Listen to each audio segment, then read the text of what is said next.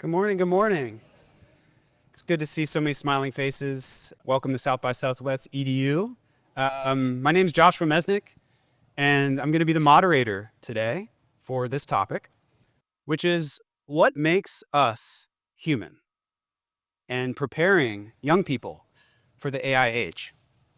So this is a very complex topic, and I know there's a lot of great talks today about AI. The capabilities of AI, what's coming online. Surely many of you have seen what's happening in the world of AI, and maybe you haven't. And today, though, we're not really going to be getting into the nitty-gritty of the technology, but more so we're focusing on this question, what makes us human?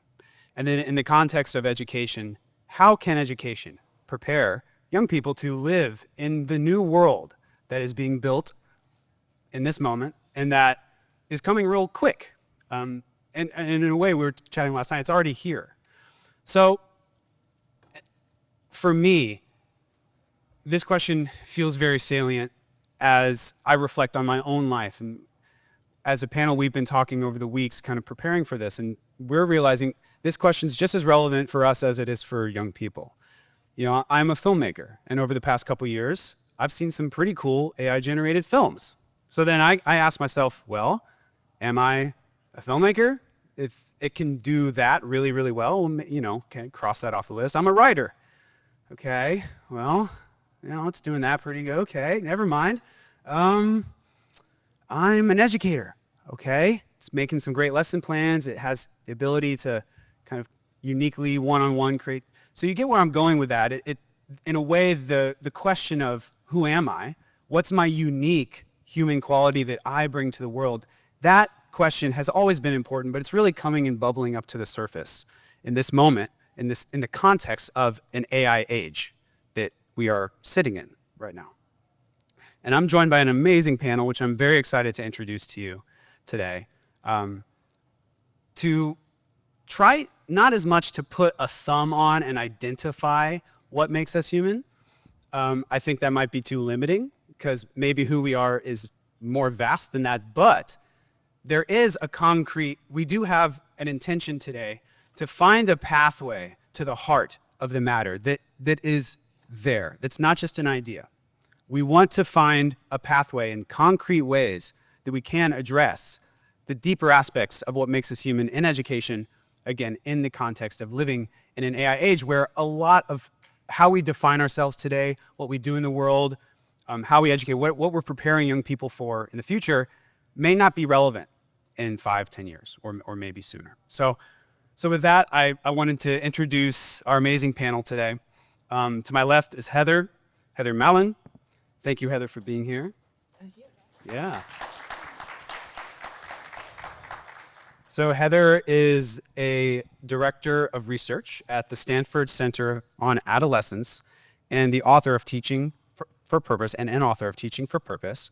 You've been deeply engaged in the field of youth purpose development, and your research highlights the challenge and importance of fostering students beyond the self purpose and developing frameworks that help young people create a meaningful life while considering the broader societal impacts of their goals and their actions. You're also the founder of Purpose Hub, and you are building a community of educators who are dedicated to transforming schools by prioritizing students' purpose and humanity. So thanks so much for your work, and thank you for joining the panel. Thank you, Josh. Thanks for inviting me to be here with you. You're welcome. All right, and then we go to Michael Barakat. Thank you so much for being here, Michael. So Michael is the principal of the Bronx School for Law and Community Service, where you've been principal for over 14 years. And you are guiding students in the Bronx with a mission to nurture self-motivation, intellectual curiosity, and integrity. And you have pushed for initiatives in your school, like implementing the question class as a freshman requirement for all students. You've implemented the weekly wellness groups, which puts students' mental and emotional health front and center. And in your past collaboration with the David Lynch Foundation, you've brought Quiet Time program to your school, which helps students release stress and thrive academically. So I'm really excited to hear your perspective on what's like really happening, you know, on the ground in an inner city high school as young people navigate this AI age. So thanks so much, Michael. Glad to have you. Happy to be here. Thank you. And then finally, Gerard Senehi. Thank you, Gerard, for joining the panel. Gerard's the founder of Open Future Institute, and he's the creator of the Question Project. And you've spent the last decade developing and implementing innovative approaches to education that address students' fundamental life questions. And the Question Class provides a semester-long course where they can discuss their big questions together. You've demonstrated how creating a space for authentic exploration of meaning, purpose, and identity can transform educational environments. And your work bridges theory and practice, showing how schools can nurture the core of what makes us human. Thank you so much, Gerard, for joining us. Thank you, and good morning, everyone. So just to open up the space and to start the conversation, I just wanted to hear from any of you, why is this topic today, what makes us human, preparing young people for an AI age, why is this so important to you? Start with me? Sure. Sure. Okay, so I think, we're going to hear a lot of ideas about that question today. And I think just to start out, I actually want to go to a somewhat of a personal level, or at least based on my own experience of being an educator and working in schools, which started, 25 or so years ago. And what I found as a teacher was how actually dehumanizing the environment was in the school where I was teaching for me as a teacher. And so I couldn't help but think about what that meant for the students who lived there day in and day out. And so that experience and that question about why is that environment so dehumanizing when it's full of humans has really stayed with me and has really guided how I ended up where I am, which led me kind of through the arts and into exploring how young people develop purpose and what it means to have purpose and what it means to support students' purpose as an important outcome of education and schooling. I think that what's critical for us to understand is that, and I think many of us in this room do understand, is that COVID was a big game changer, but so was AI. For our school, we got back to school full time, everybody in the classrooms in September, and then in December, ChatGPT dropped. And it's seismically shifted, as I see many heads nodding, it's seismically shifted what we do and how we do it in ways that I don't think any of us can really claim to understand yet. And what I've seen so far is two approaches. One is a resistance and one is an acceptance. And I think we run the risk of being blindsided if we choose to stick our heads in the sand and say, well, this is not happening, or this is just a fad. Just like any other technology that's come along, whether it be the wheel or whether it be the automobile, we're not stopping that. And nor should we. So the question then becomes, who are we? And who are we intending to be? And how do we use this tool rather than a tool using us, or rather than resisting a tool and limiting our students' access to a tool? So that's my entry into this work today. For me, there's two reasons why this topic is really important. One is personal as well. It was hard to figure out life, hard to figure out who I am, navigate the expectations of others, of society, and also following a deeper inner voice that was quite unsupported and in the background.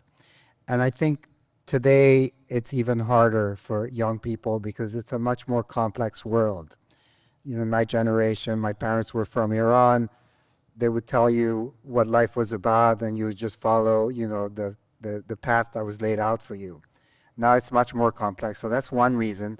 The other reason is that I feel that because what makes us human is not center stage, I think a lot of the societal some of the core societal problems we have, social problems like mental health, can be profoundly addressed, and also the division in our country and also in the world, it has to do with the disconnection with our own humanity. So I think to address that in a direct way at its core has tremendous potential. So that's great. And I guess that leads us to where I want to jump off from here, which, we say addressing the deeper aspects of humanity, addressing the core of what makes us human. So what are we really saying, right? again, trying to put a finger on it in one way is limiting, but in another way, it's important to bring definition and clarity to that. Not just idea, but that reality of who we are. So in our fun conversation before the panel, this metaphor came through of the boat. And so this idea that, again, it could be a crude metaphor because we're much more complex than a wooden ship, but there are aspects of a boat that can help us point to the deeper aspects of what makes us human. And yes, there are, many surface level, or not just surface level, but there are many aspects to what makes us human that education does address, right? Our intellect, the skill sets we have, my thumb, it's a part of my humanity, but is that the fundamental, is that what's the most important thing that we should be focusing on? So, the idea of the rudder being our ability to steer and make choices.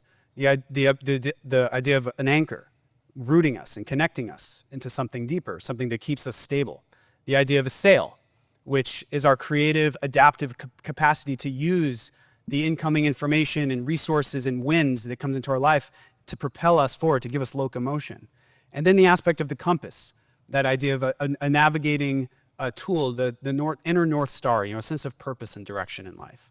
So with that being said, Michael, also, like, adding to this, you mentioned in our conversation this idea of the container versus what's in the container. Maybe that's also an interesting way with the ship, talking about the ship versus what's in the ship. Do you want to just lead us off, I guess, to dive into this? Yeah.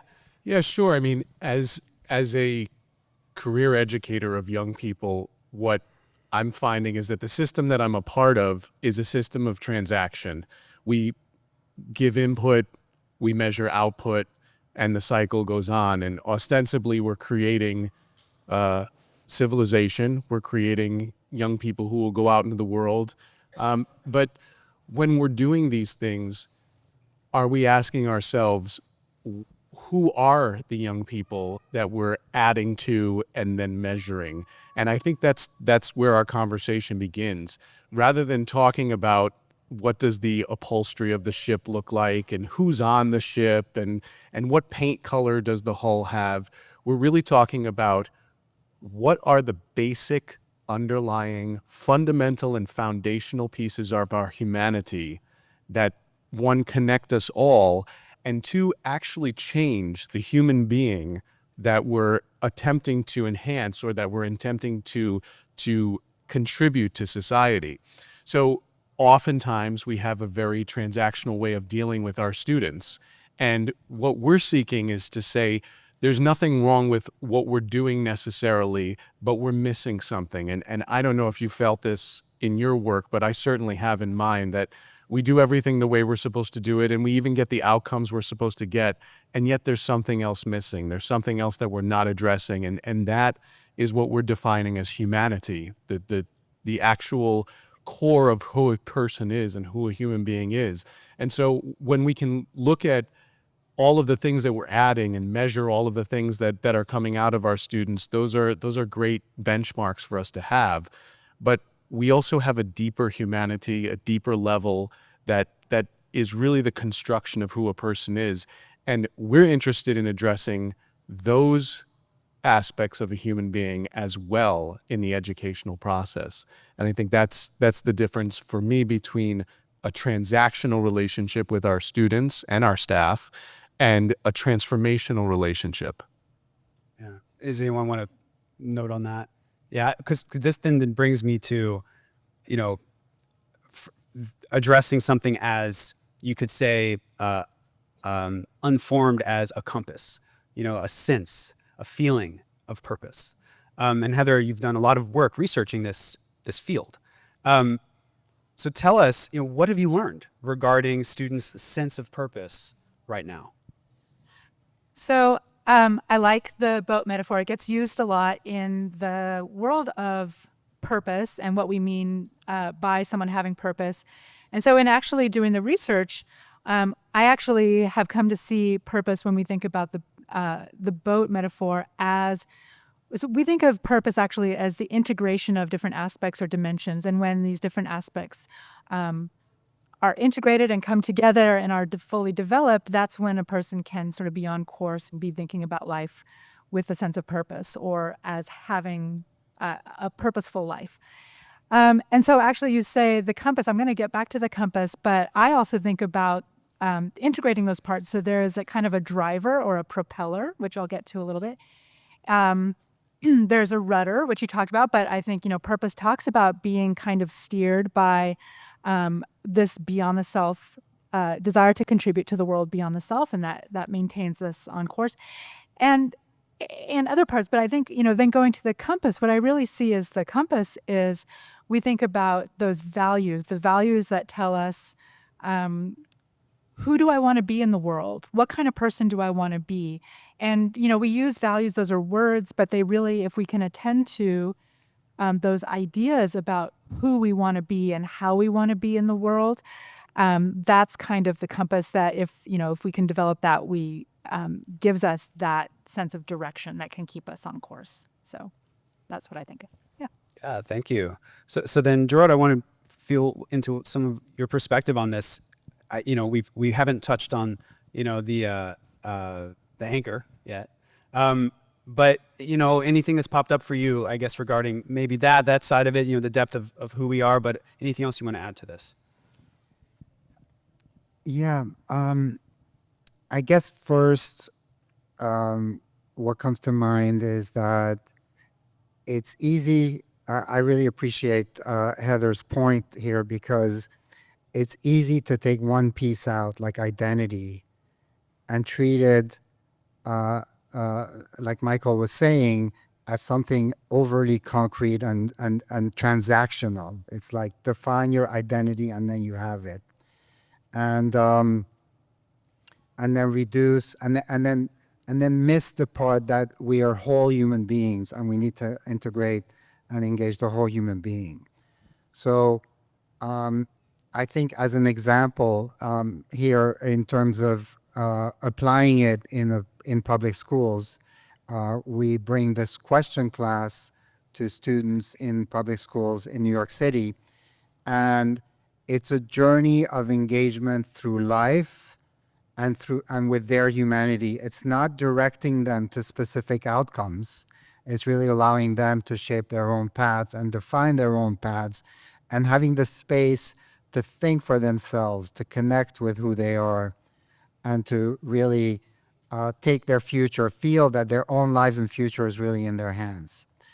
And so it was challenging to build, because even with a teacher training, it's easy to kind of think what they need and then design for the outcomes, rather than, I like to say, we don't ask leading questions, questions that lead to an outcome, but we don't ask questions that don't lead anywhere. So it's really trying to create a space where students can go into who they are and what they're about and do it together. And coming back to the thing of the anchor, is this element of together is very rare that students get to experience each other's humanity in terms of making sense out of life, their confusion, their ideas, all of that. And it's an extraordinary way to bring students together, because they're seeing each other at the deepest level, kind of grappling with life and who they are together. And I just wanted to add to that about the question project and the work that we're doing, because this is where kind of practice and theory come into clarity.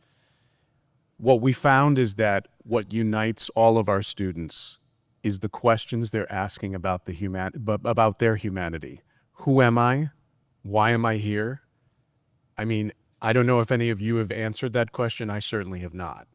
And so underneath all of the right answers and the wrong answers, what we found is that questions were what connected our students, regardless of their socioeconomic background, their personal or communal identity.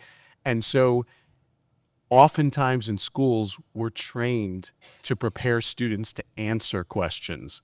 And the work that we've been doing with Gerard through the Open Future Institute and the Question Project is helping students to, one, become aware of the questions that they may not have even thought of becoming aware of, and then to look around the room and say, yeah, me too.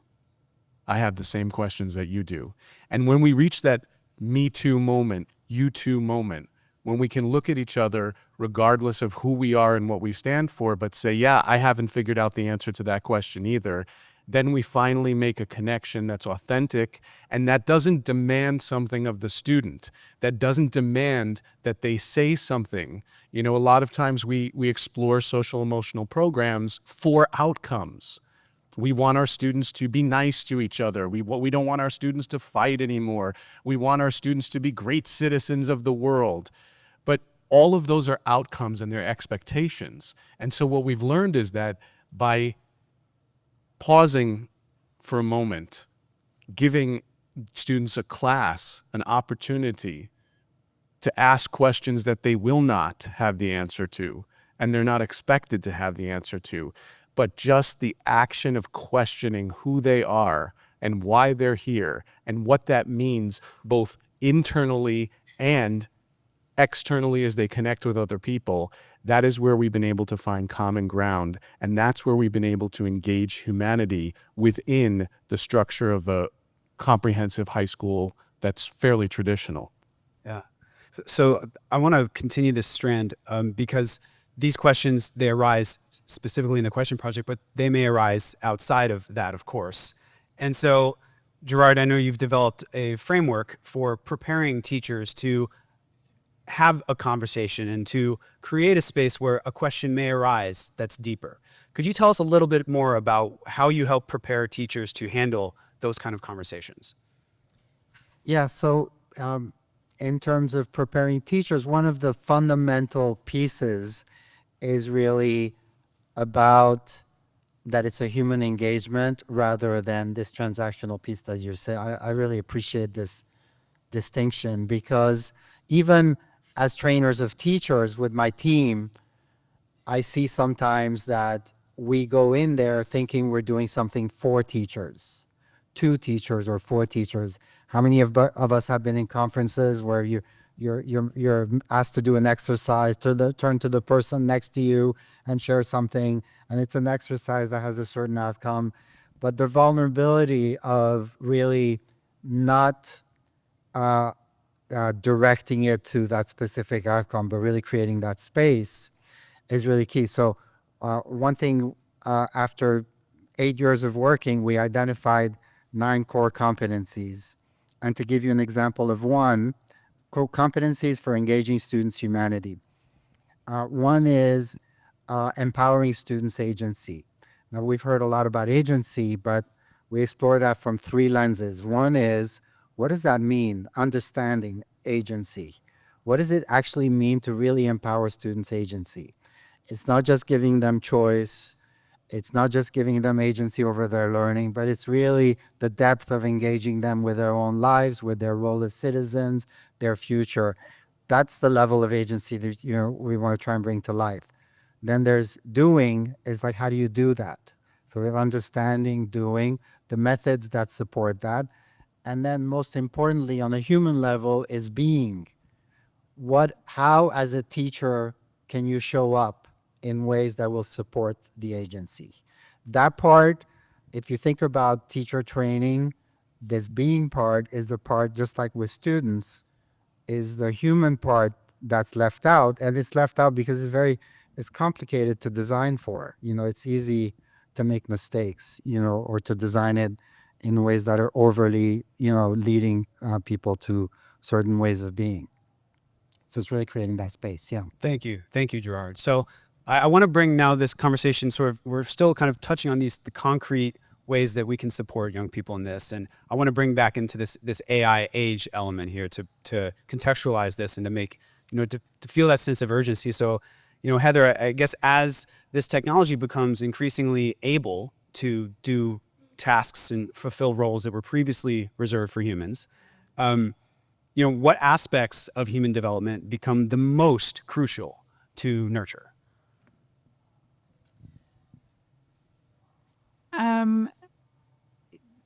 Yeah, I want to make sure I'm in the right place in the where we are. So I guess what I'm thinking of in asking that is, what are the kind of qualities that we want to, yeah. The most salient, most important. Yeah. So, Okay, so there are three things that come to mind as we've been kind of exploring these questions for me, and because there's no concrete answers, as you said, to this question, but here are some things that I think about. One is, so I obviously focus a lot on purpose, but what I really think about is freedom to choose our purpose.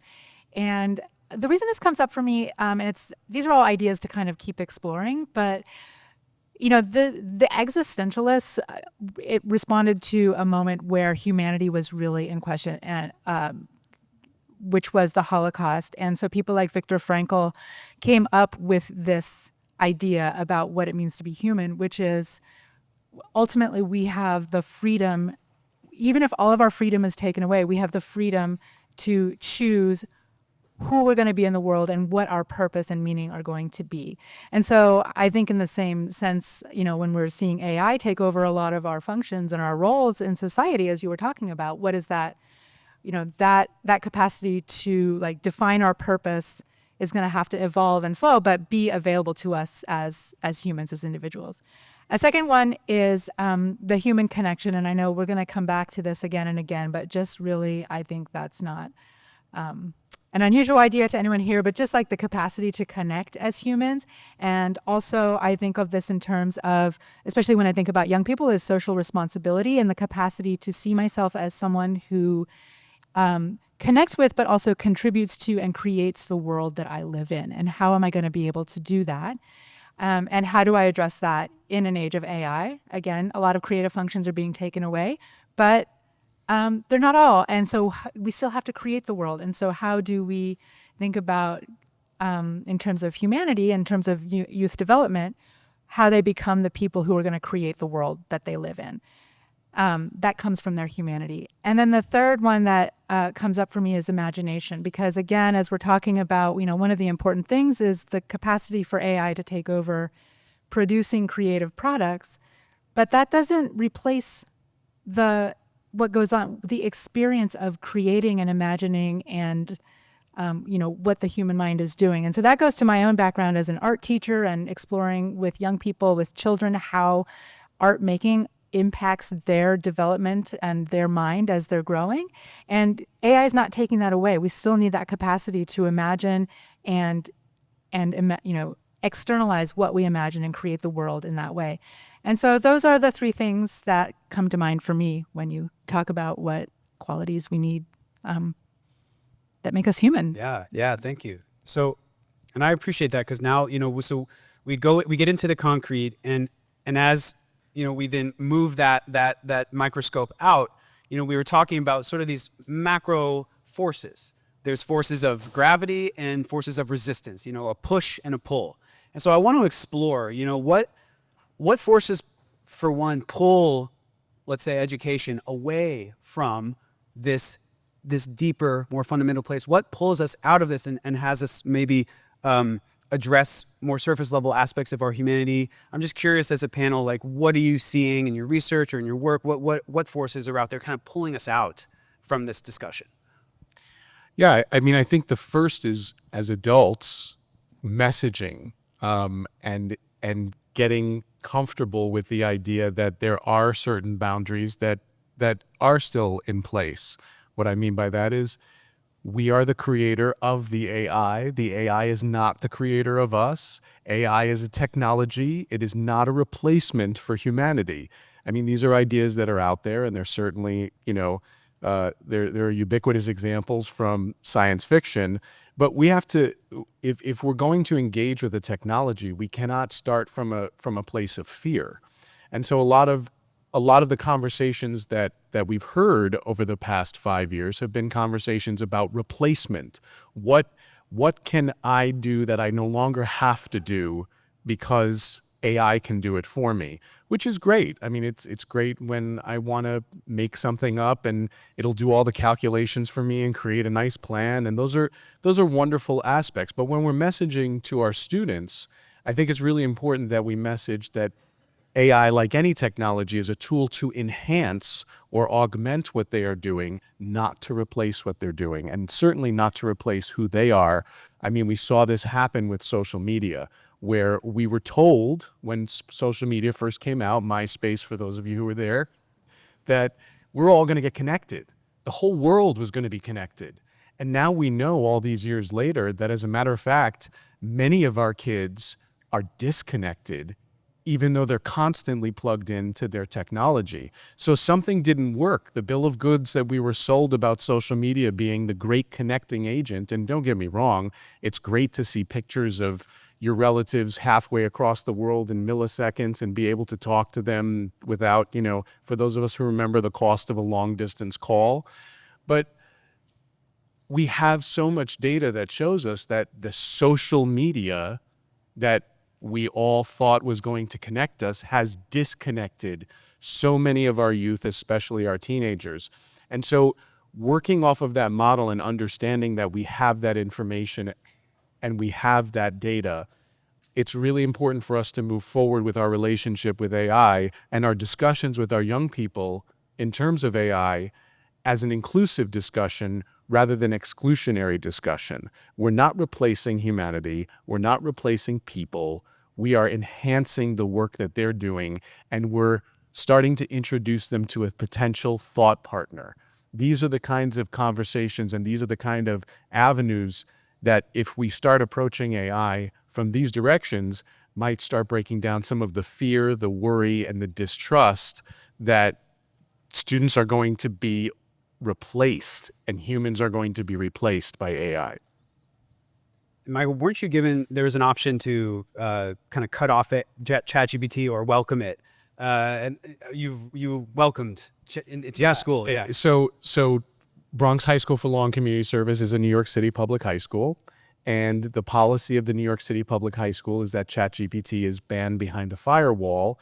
And at the discretion of individual principals, we can request for that firewall to be lifted, that on ChatGPT specifically.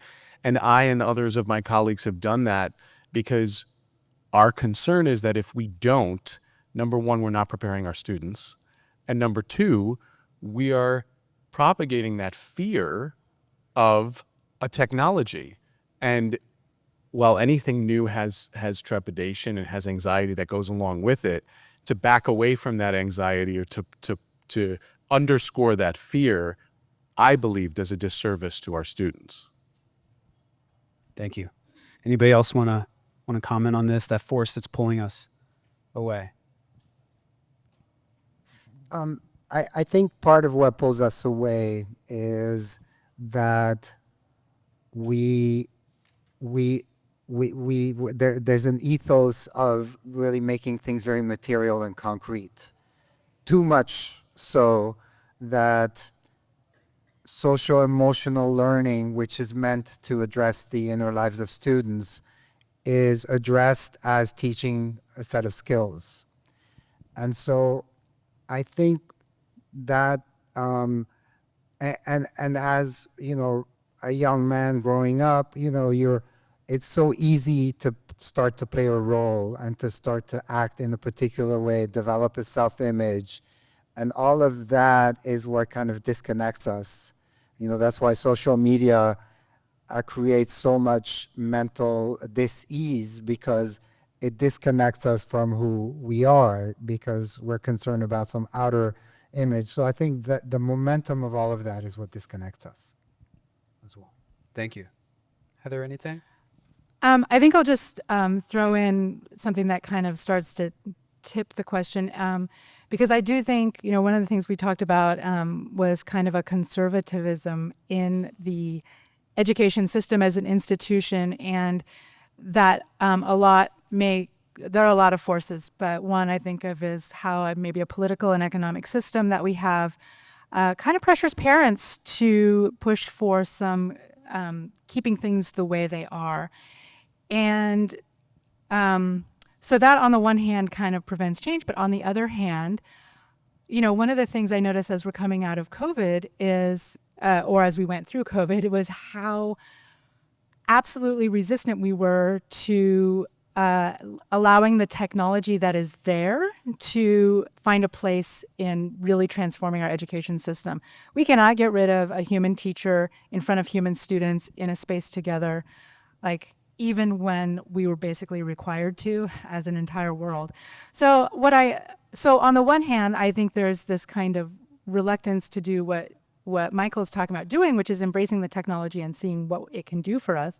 And on the other hand, there is some, like, why is it that the system does move towards keeping those human connections in classroom? And that's kind of what I want to move towards, kind of let's see what that's about and let's lean in that direction, I think. Yes. I think. Right. So then in that vein, now we're like flipping the polarity, what is pulling us now towards it? It's a gravity that's external from us, but it's also something we're creating as weavers of the new educational paradigm. And so, like, what are you seeing in institutions, Heather, like from your research? How are these systems evolving to maybe bring us closer to focusing on the more fundamental aspects of a human being in an educational setting? I don't know about my research, it's which is very much developmental psychology, but I do spend a lot of time looking at how schools and teachers can be kind of moved in the direction of coming together, given the technology we have, to reshape how we support students in their development. And this is going a little bit astray, but what I think about is the capacity, especially for AI, like what the question is for me, how do we use AI and this technology that's already here to enhance the relationships that are in schools and in the classroom?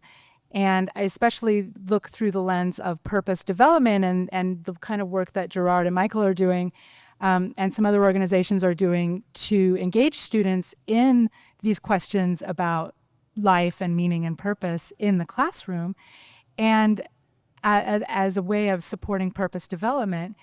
And even there's another piece to the kind of purpose development in schools, which is how do you engage students in expanding from and connecting with and kind of growing from the things that they care about that are meaningful to them, in a setting where everyone has to kind of work towards the same outcome.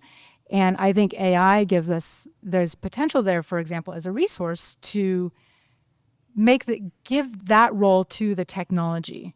Students are going to use that technology to explore things that they're interested in, and the teacher becomes the person who creates the relationship space, who creates the mentorship, who makes the connection and the caring within that space. And I see the potential for that to be the outcome of this, as if we use it, the way it can best be used in school.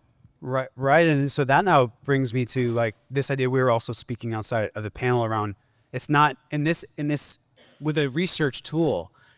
Any question you ask, you'll be sent down an endless rabbit hole journey of infinite potential related to that question. You'll be given unlimited resources, links, some of which are hallucinated, but nevertheless, that will be fixed.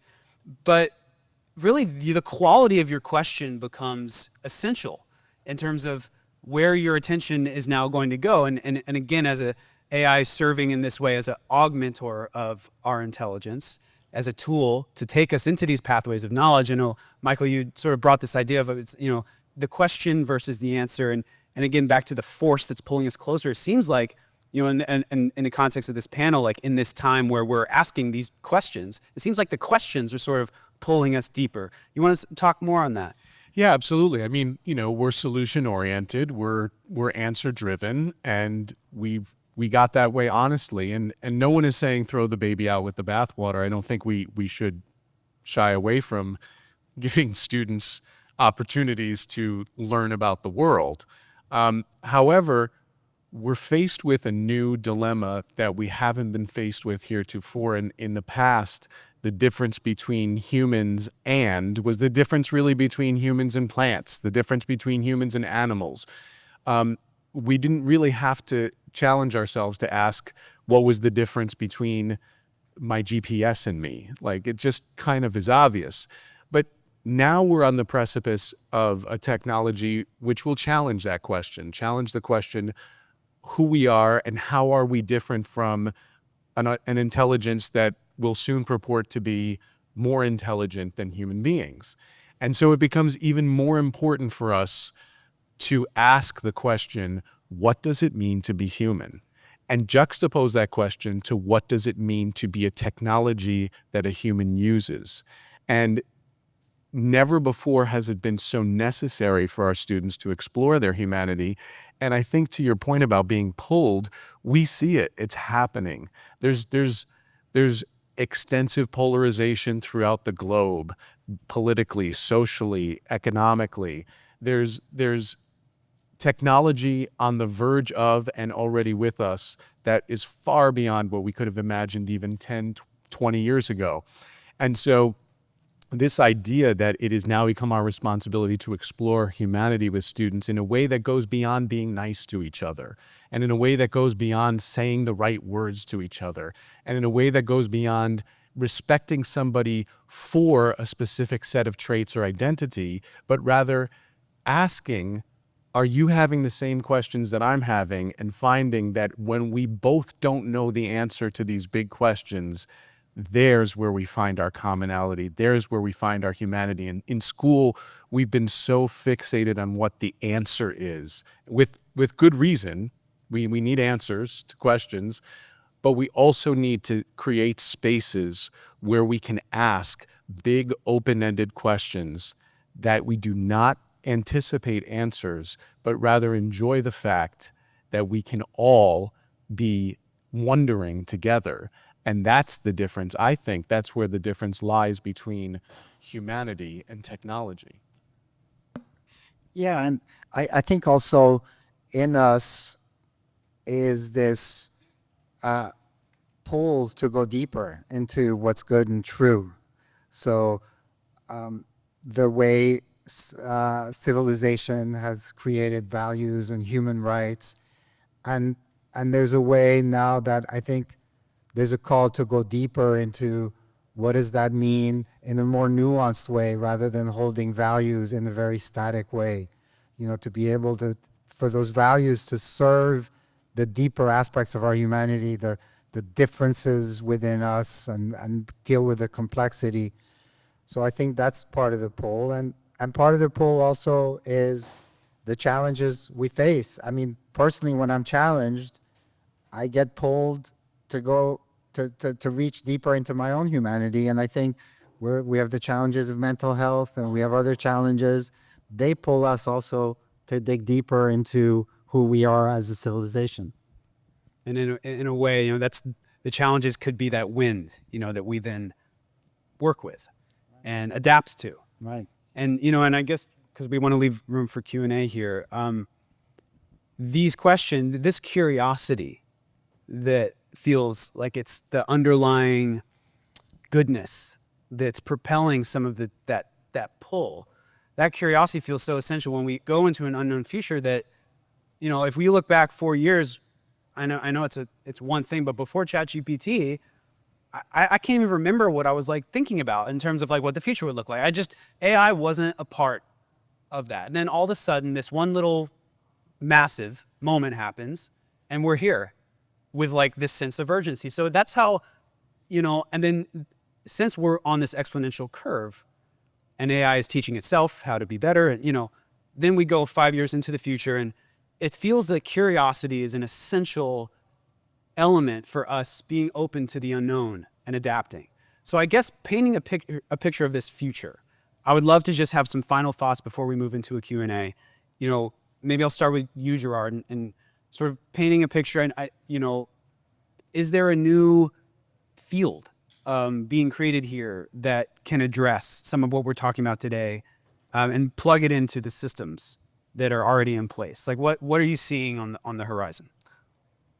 Yeah, I mean, I'm not sure. You know, I sometimes think that a field is a placeholder, you know, to be able to say, this is really important. We need to treat it with the same importance as English, math, science, etc. And then, so on one hand, I think, you know, that's one way to center the value of what this is. But I'm also a little divided about it, because I also feel like if you're teaching science, engaging students' humanity is a core part of also doing that as well. So it runs through everything as well. So maybe it's a field of study and it becomes a subject and it's integrated into other subjects. But we need to concretize these things in the way that the purpose field has been doing. We need to concretize what agency means in deeper ways, in the same ways, and really bring these things through various programs in different ways. And also the dimension of connecting students with each other on a human level. There's so many different, more meaningful ways that we need to stretch ourselves to do that and implement that. Thank you. So then, Heather, maybe we can weave now in what you've found to be, I guess, what best supports young people to pursue a purposeful life moving forward. Yeah. Yeah, and I definitely think about that in the kind of context of our schools and organizations and places where youth can be supported. This goes to the data, what we've seen in the research over and over again is that it is the relationships. It's the mentorship, role models, even peer role models, having access to people, humans, who can kind of provide us with the stepping stones towards developing that purpose. And it's also, you can't really, purpose is the question of who am I in the world? What am I doing here? What is my purpose here? That has to be in the context of people. And so it's both we can measure it as mentorship, advising that takes certain forms, very specific questions that you can engage students with in advising sessions. That is not necessarily like, what classes are you going to take next semester? But more forward thinking about what does the future look like to you, for you, how do you envision your future, and how do you see yourself connecting what you care about to meeting needs that are in the world? What kind of opportunities exist for you that match that kind of sense of yourself? Those are the kind of questions that a mentor or an advisor can ask students to really engage them towards developing purpose, as we've seen in the research. And then the other thing is opportunities, and more schools are doing this, but that we see that to develop purpose, kids need real opportunities to see themselves having an effect, doing things that matter in the world. And they can be doing that at a very young age and building on that as they grow and develop. And that seems to contribute to their living a life of purpose. Thank you. So, Michael, maybe this is our button before we go to Q&A. We off stage, you'd mentioned this feeling, something's missing. So maybe that's where you can sort of, share that with us, and then we'd love to take some questions. So yeah, what was that feeling? Speaking of things we may have in common, even when it's all working in our school, and that's a big even, because as we know in schools, rarely does everything all come together and work. But even when it's all working, I still have this nagging feeling that we're missing something. I still have this nagging feeling that we're preparing workers, but are we preparing people? We're preparing professionals, but are we preparing human beings? And the danger that lies in not addressing humanity, the danger that lies in not making the time and the space to have students be in a situation where they don't necessarily have to be answering the right question and answering the question correctly, but asking a question and exploring it. The danger in us missing that moment is already unfolding in front of us. When you can look at somebody and you can perpetrate violence against them because of something they believe, then we're missing something. And we keep missing it. But we keep producing more and more students with more and more degrees. So even when it's all working, the outcome, though measurable, for me, doesn't feel like what we're like we have it yet, like we're there yet. And so thanks to you bringing this program or us collaborating on this program and your work around purpose, we're starting to uncover that going to every class and then having those minutes of time where you're supposed to go to the next class and doing something for every minute of the scheduled day may not be where it's at. We've created a culture of doing. We did it on purpose. We've done it since the Industrial Revolution. And for the first time in our history, we have the potential to create time and space that we don't have to do something, but we can actually explore what it means to be us. And my fear is if we don't explore what it means to be human, then we will lose what it means to be human. And I don't think we can afford that. Thank you.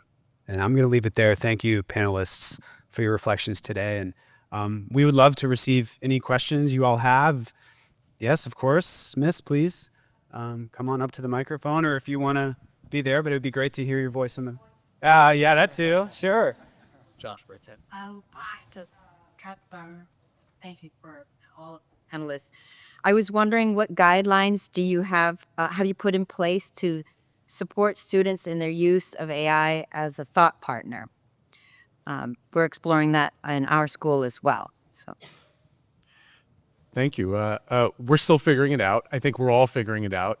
And what we're finding is that the guidelines are not quite as important for us as the guidance.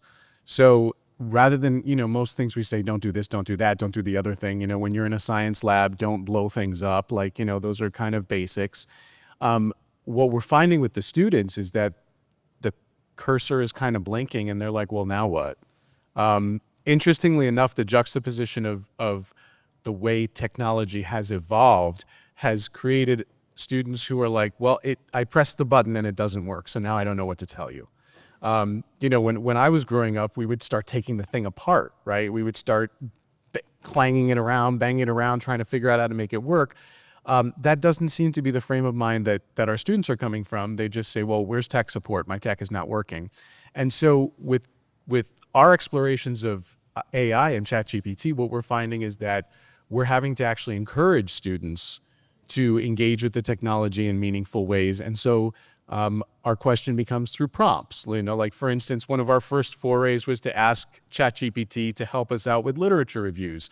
We found out very quickly that ChatGPT was hallucinating, but it was great for the kids to have that firsthand experience, because when they went and then looked for the resources that ChatGPT told them were there, they got angry and said, not only is this article not there, this person doesn't exist. There is no such Dr. So-and-so who did this analysis.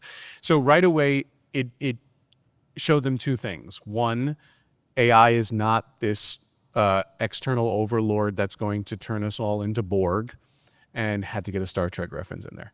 And the second is that their investigation is what really counted and what really mattered.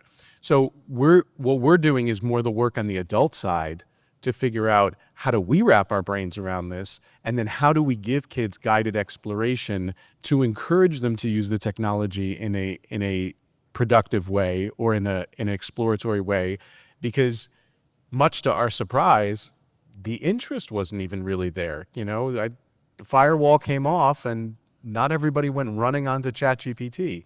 So it really becomes questions about how we as adults frame the use of the tool, and just like any other tool, how we ask students to navigate, or how we ask students to try the tool to engage in their own exploration. Thank you. Thank you. All right. Yes, please.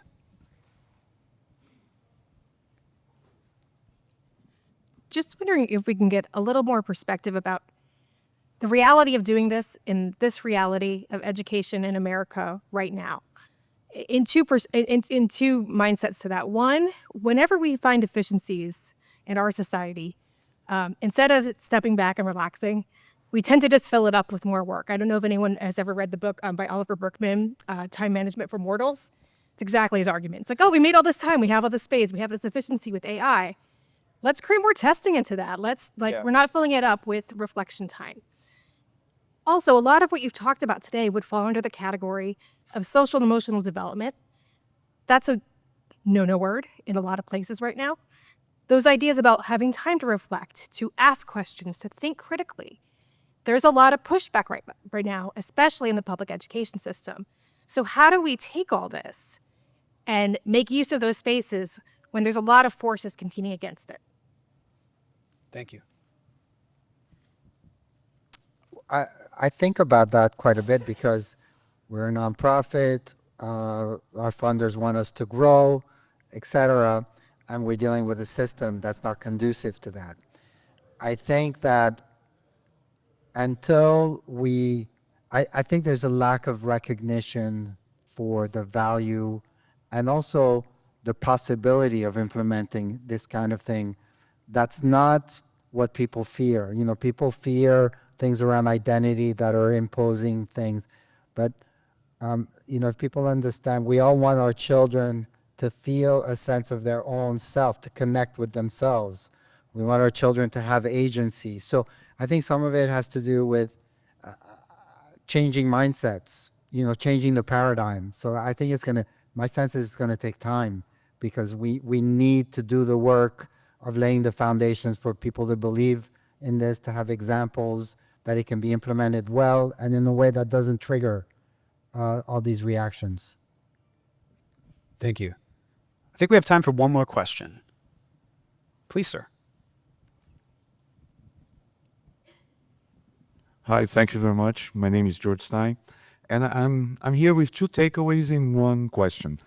First, we are missing something that is related. The second one that is related with humanity.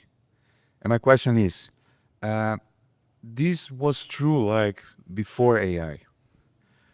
Yes. So what are you seeing? What are you doing as good examples of how to integrate this with the challenges, opportunities, and risks with AI?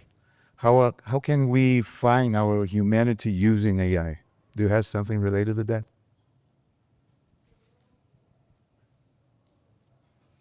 Okay, I'll take it. Sure. So I agree with you, right? With the challenge the challenge of defining what it means to be human is just as old as being human. I think what AI has added is urgency. And I think one of the reasons it's added urgency is because of the fear of replacement. I heard someone say, I wish people would stop calling it artificial intelligence and start calling it augmented intelligence. So I think a lot of messaging comes from us in the math education field. We talk a lot about math phobia. That comes from somewhere. Kids don't wake up one morning and say, I'm afraid of math. Unfortunately, we have to take a good hard look at ourselves and say they got it from somewhere. Somehow, whether it's as a parent, whether it's as an educator, we sent a message. And so in the same way, I think we have to continue creating, as the world speeds up, we have to continue making deliberate space. This goes back to the other question about how do we do this, right? We have to make deliberate space in the school day. We have to make time that says that this is not about passing a test, because we have plenty of tests to pass.